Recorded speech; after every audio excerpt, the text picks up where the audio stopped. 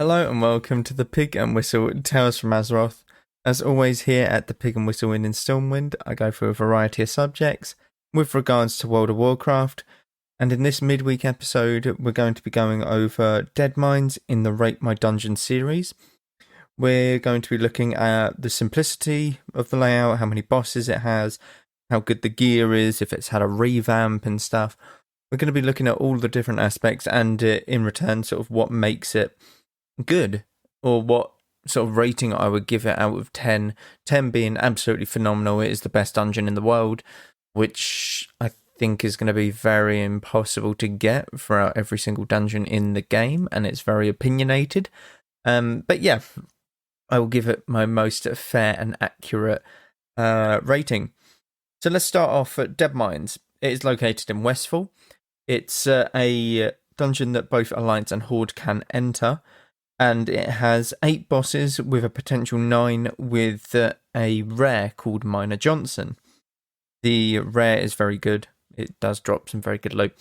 But it's the same as last week's episode, Wailing Cavern. 8 bosses with the potential 9th in the rare. The layout of the dungeon is very simple. It isn't as complicated as Wailing Caverns, whereas Wailing Caverns you have twisting and turning and no real linear path through.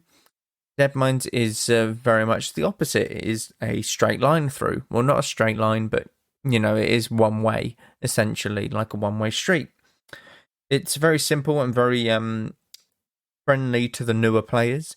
Its level range is between level 15 and sort of 20, I would say, with the end boss being level 21 in Classic. The loot that you can get from this dungeon is very good.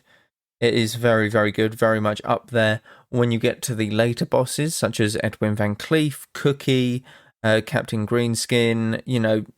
All of the last 3 bosses drop really lucrative gear, such as Ebonstone Staff, the Defias chest, and the Cookie Stirring Rod, which is the wand. Very good for like priests, mages and stuff when leveling in these lower levels. So the gear is very, very good. It's not quite on par with Wailing Caverns, as Wailing Caverns has a lot of twink gear. This is the level 19 PvP twink gear. It's still very much up there and still very useful in terms of gearing your character, and these pieces of gear will essentially last you for a very long time. I remember lavished jeweled ring, the 6 intellect and 2 agility ring I had on my mage back in Classic until about level 50. It was, not great. I got kind of unlucky with rings, we'll say that much. But yeah, I literally kept that ring for about 40 odd levels.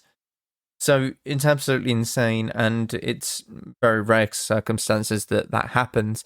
But essentially, you can get very, very good pieces from Dead Mines. Has it had a revamp since its release? It has. It had a Cataclysm revamp where you had all of the same bosses essentially, but it was just a bit gutted in terms of the amount of bosses, I would say. So you still have several, but the only big change is the last boss, which is Vanessa Van Cleef. Instead of Edwin, this is Edwin's daughter, and the boss mechanics for this is actually a lot more enjoyable, I would say. Edwin Van Cleef basically summons a couple mobs when he reaches half health. Vanessa Van Cleef, you go into a completely different stage where she poisons you and you wake up halfway through the dungeon again, like back, and it's all on fire and you have to race through to get back to the ship and back to killing Vanessa Van Cleef. That's a really cool revamp. It's not in the game anymore, I don't think. I think that was only for Miss Pandaria. I feel like that was missed. Yeah, it might have been Classic, but I'm pretty sure it was Mr. Pandaria. A cool little fact about Dead Mines is the dungeon that Blizzard devs basically base every single dungeon off of. So Dead Mines is, in their world, the perfect length dungeon, the perfect amount of bosses, the perfect everything. And it's all based every single dungeon is based off of dead mines since then. So is it too short, too long in terms of a dungeon? It will always be compared to dead mines, that kind of thing. What would I rate dead mines? Now, I'm an Alliance player, so I've done dead mines a lot more so than if you're a Horde player. Dead mines, in terms of accessibility to Horde, it's very low. Very, very low, to be honest. In terms of accessibility, you're only looking at like a 5, 6, because, well, essentially, Horde can't get to the dungeon without a lot of running. In terms of gear, you're looking at very good 7 out of 10 for that level. Probably some of the best gear that you'll get for that level. Yeah, 7 out of 10. I don't think I can really push it to an 8. Maybe 7.5 we'll go for. 7.5. What about the simplicity of it? Whaling Caverns was too tough to figure out for the new players. Dead Mines, I think, is very good in terms of the simplicity, but you can still explore a tiny bit because the rare is just down a little bit of the like mining shaft, like that you wouldn't usually go down. So for new players, you don't get lost at all, but you can still explore a little bit, so you can still have that room for exploration, as well as the giant dreadnought, where the last bosses are located, such as Cookie, Edwin Van Cleef, etc. They're all located on the giant boat, the dreadnought. There are multiple and extra mobs that you can look to kill if you go out of your way to do so. It is not that linear path. In terms of the amount of bosses, again, I think it's very good for how long the dungeon is.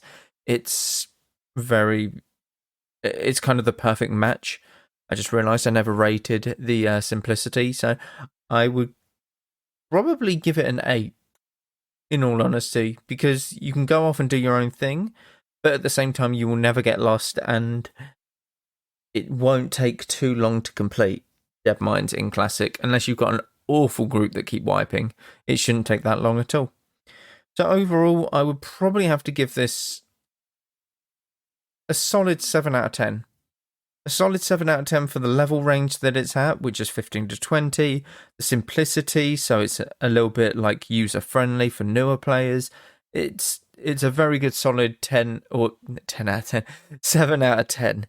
In my opinion, and once again, this is the dungeon that all dungeons are based off of in terms of their longevity, how many bosses, etc. So it kind of makes sense that it's in that decent range. It's not on the lower side, but it's not perfect, because you'll never get a perfect dungeon if this is already perfect, etc.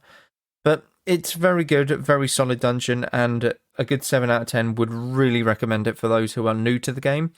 It's located in Moonbrook, in the south of Westfall. Very, very good. It's a little bit very simple to get there, but you wouldn't necessarily look into it, I guess. You wouldn't necessarily go exploring into the building that leads you to the dungeon. But once again, very solid 7 out of 10. Very user-friendly in terms of newer players, veteran players remember it well. There's no sort of downside to Dead Mines that I can think of, in my opinion.